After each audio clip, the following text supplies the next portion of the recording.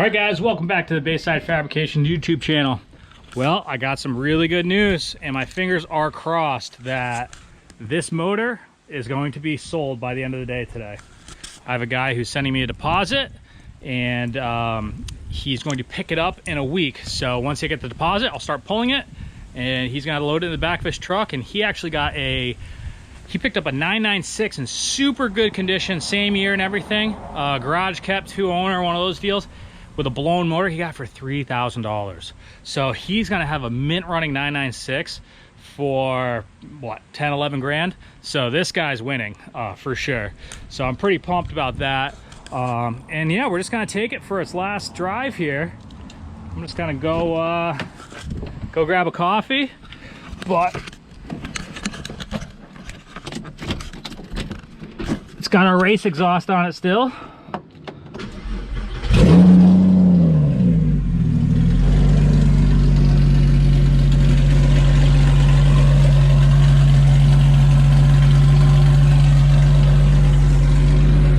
Take it for its last little drive here. So this has really been the biggest issue I've had with getting the K-swap started is I did not want to pull this motor until it was sold. So I know I've kind of been dragging a little bit on the, getting the ball rolling, but once this motor's out, we're gonna start flying on this. So I'm super pumped. Really got my fingers crossed that this deposit comes through and that he's gonna follow through with the deal here. But yeah, once this goes, man, we're gonna start flying. But yeah, let's take it for its last little drive and let it warm up a little bit, and that's gonna be it.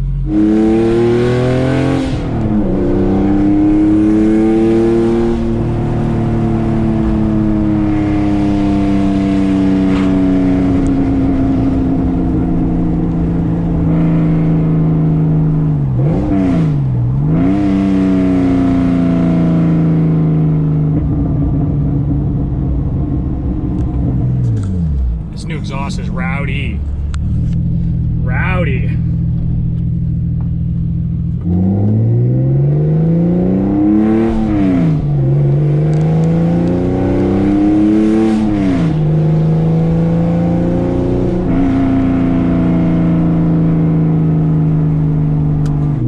Running great, guys.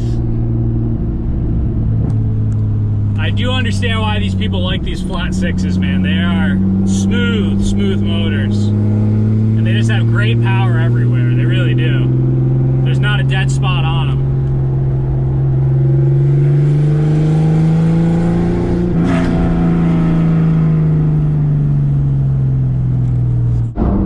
As we are driving, the deposit came through, guys. So the motor's sold as of right now. I got a deposit and we are ready to party.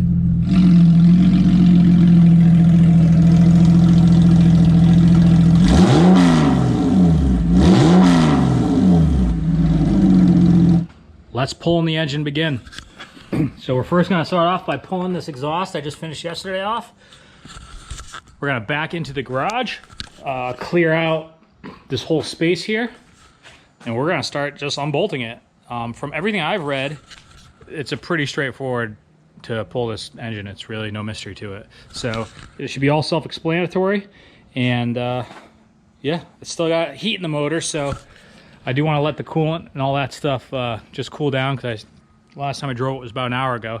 So I just want to make sure it's nice and cool so we don't get a little ahead of ourselves here. But we're gonna start today, because the sooner we get this done, the sooner we can bolt the adapter plate on this guy and see how it's going to fit in the engine bay, which is obviously step number one.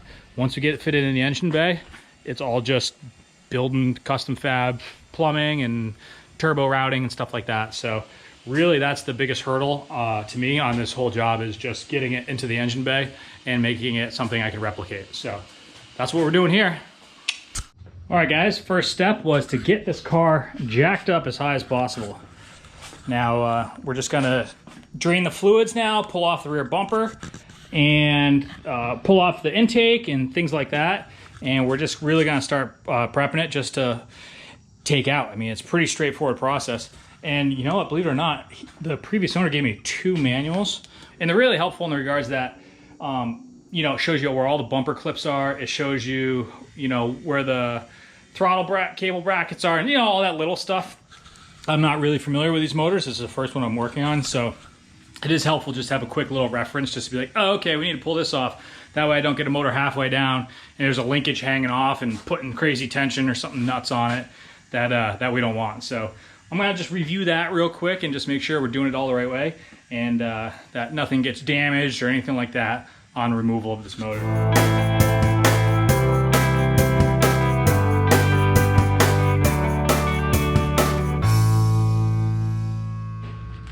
All right, guys, I got a level with you. This book so far, I mean, it's got a basic engine removal chapter, and all the specifics are so helpful at this point, because now you disconnect this hose, you're like, well, what the hell is this? You know, or what does this do? It tells you everything. So now I know where my brake booster is, I know where my fuel tank vent hose is, all that sort of stuff. I mean, I'm just getting started here, but you know, I'm kind of the guy that just, you know, I'll take something apart and then spend 5 times longer trying to figure out what goes where to put it back together. This has just been exponentially helpful, even up to this point. All right, guys, it's the next morning here, and we are just about ready to get this motor pulled. Honestly, I'd say half the time I spent on this stupid motor job so far was getting the car jacked up. I know it sounds silly, but I only had one jack yesterday, and this car doesn't have like a center jacking point on the front of the car, so you have to go one side, the other. It took me like a freaking hour to get it up this high. So that was the jack I was using. So today I went and bought a low profile big boy jack. So now, because I don't have a car lift at this point in my life, I gave that up when I gave up my shop, my other shop. Now I'm, you know, Mr. Floor jack guy. So with that being said, I got a couple nice floor jacks so my life is easier. Well, let's see if we can show you anything here. I'm just letting a little bit of the coolant drain out of this bottom hose. All I have to do is disconnect this hose, and everything is pretty much ready to go. I'm dropping the whole transaxle and the motor. It's just easier to do it that way, and then we can pull the transaxle away from the motor once it's out of the car, and that's a much easier thing to do. And then what we'll do is we'll bolt up our adapter plate in our K-series, and then we'll start figuring out how this is gonna fit in the car. So all I have left to do is unbolt these 2 bolts here. That will drop the transaxle, and then it is just these 2, this bolt right here and this bolt right here, and that's it. So it's 4 more bolts, and this whole thing drops down. It's actually a pretty simple motor to take out, which is nice that they designed it that way. However, to do anything on this motor, you have to pull the motor regardless. So they kind of made it so it is easy to drop, because you have to drop it for just about anything. We got the motor half lowered. Everything's looking good, except, and there's always one in the group that has to be difficult, this freaking power steering line. Satan himself freaking tightened it, and of course I stripped it, and also, I mean, that thing was so freaking on there. It was unbelievable. So I wound up just heating the piss out of it, and I got a couple vice grips on it, and finally it let go. But man, that was a real bitch. And like I said, of course, there's always one bolt or one thing that's gonna cost you, well, it's been like an hour now just messing with that thing. My mistake was I didn't have the motor low enough at first, so I was working at it at a real wonky angle. And, you know, if you guys ever wrenched on cars or really anything, you know this is how it goes 99% of the time. Like I said, everything else going super smooth, and it's always that one little bastard that can set out to ruin your day. But I got it free, and now we're gonna get this motor finally out of the car.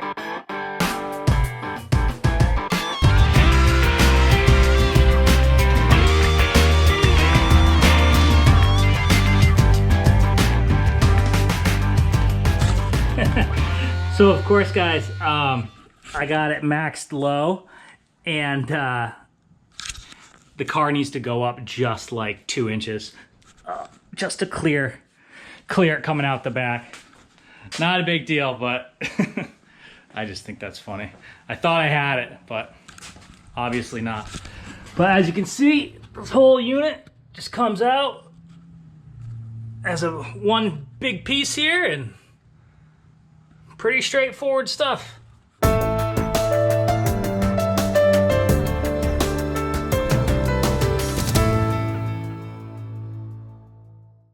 that's quite a big motor, guys. I mean, this is not a small deal here. Oh, Porsche motors are as bulky as can be. Duda. The purists are gonna absolutely hate me. Oh, duda. Hey.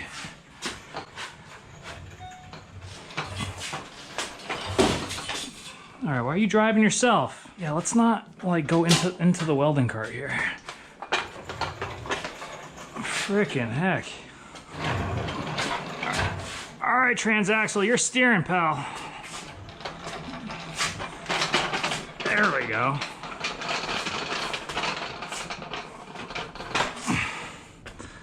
All right, the jack's hung up on the lip here in the driveway.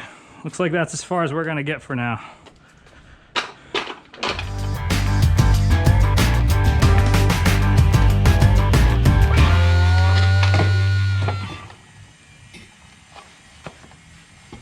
Ooh. This transaxle is a little heavier than I thought, but I also didn't. I'm used to picking up like ZF 5-speeds and stuff. I forgot this has a freaking diff in it too. That explains it. Well, the owner was right. He said he had a brand new clutch on this thing. It's only a couple months old, so there it is, guys. Let me roll the K-Series out. I want to get a side-by-side on these things. Well, I rolled out the little K-Series. Look at that. Look at the physical size difference between them. K is a little bit taller. I try to get these pretty much bottom of oil pan to bottom of oil pan. But yeah, this Porsche engine is not small at all. It's huge, actually. I mean, it's a big, bulky motor for what it is. Really interested to see how much it weighs. Like I said, I'm gonna strap it on a pallet and get it weighed, because that's gonna be a big factor. Because everybody's just guessing, you know, by internet numbers and stuff. But it'd be interesting to see what a fully dressed M96 motor weighs compared to a fully dressed K24. So, I mean, it's just kind of obvious that this is going to be heavier. Once you add all the turbo stuff to this and everything, you know, it's definitely going to pick up weight, but I still don't picture it even coming close to what this is going to be. So, pretty cool. Well, the guy's coming to pick this motor up next week. In the meantime, let's get this bolted to that and see if we can just pop it up in the car real quick just to see valve cover clearance, and that's really my biggest concern, and things like that. So no time to waste. Hey guys, I'm at my local FedEx Freight where I drop off all my roll bars, and I got great news. The guy was supposed to pick this up December 22nd, but he bumped his schedule and he's picking this up tomorrow. So I'm here just grabbing a weight on this, or they have a weight on their forks, so it's plus or minus 5 pounds. So yeah.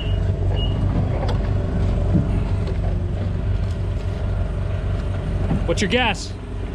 550. I'm going 460. It's a Porsche motor. Really? Yeah. It looks heavy though. Yeah.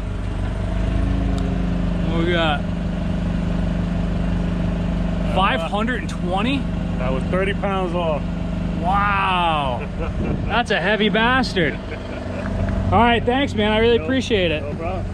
Wow, that's way heavier than I thought. So just leave it where it's at? Yeah, we're good. Thank you. Okay. I'll probably see you later this week. Okay. Good, man. Thanks, man. Yeah. 520 pounds. That's crazy. It weighed in at 520 pounds. Now, I weighed the pallet at my house on the bathroom scale, and it weighed 23 pounds. So that motor, fully dressed, and that's with oil in it, and the flywheel attached and everything, is 497 pounds. So that's, I thought it was gonna be like a 450 pound motor, but 497, that's a heavy unit there. So this is gonna be a big weight savings for sure, because there's zero chance that K-Series is gonna weigh anywhere near 500 pounds. So this is getting me really excited now, because that's gonna really improve a lot of things on the car. Fire me up. Yeah, fire us up, Sass, right? You fired up? Yeah, woo! All right, guys, well, this motor is sold. The guy's coming to pick it up in about an hour. But there's one thing I wanna do to clear up some confusion or some misinformation out there that people might have about the M96 versus the K-Series in regards to some dimensions, okay? The biggest one is, you know, I got people trying to tell me that this height here from the center of the crank to the top of the valve cover is like 6 inches higher on the K-Series, which is just absurd. So I already measured this, so I already know. I measured it last night, but I'm just doing it during the day just to have it on record so people know that the actual deal is I'm measuring an actual M96 motor of a 1999 Carrera that's sitting in front of me, and I'm going to measure a K24A2 sitting right there. Where the top of the motor is actually this point here. But to avoid, you know, ruffling feathers and whatnot, I'm just going to measure right off this plane on the valve, on the intake manifold. So that intake manifold is going to be considered our top point on this motor. Okay. Let's get this crank height. And to do that, we're going to take this square here. I'm looking at 14 3/4 of an inch, almost exactly. So 14 3/4 from the center of the crank to the top of the intake manifold. Now, let's go check out our K-Series. I'm going to measure from the middle of the crank here to the top of the valve cover. And I'm looking at 17 3/4 of an inch. So I got 17 3/4 on this, and I got 14 3/4 on that, okay? So that's only a 3-inch height difference. So that's not bad. 3 inches you can find. 6 inches, these motors wouldn't even fit, and you know what I mean? So just getting that out of the way there, guys. So that's what we're looking at. There's a 3-inch height difference between the center of the crank to the top of the intake manifold on the Porsche compared to the center of the crank to the top of the intake manifold on the K-Series. Hey, thanks for watching the video, guys. That does it for now. I'm so glad the old motor is out and we are ready to move forward. So please like and subscribe if you want to see the K-Series get in this car. As I'm filming this right now, the motor may or may not be in it. Teaser. And we'll see you on the next one, guys. Don't miss it. It's happening very quickly, I'll tell you that. So super pumped to share it with you.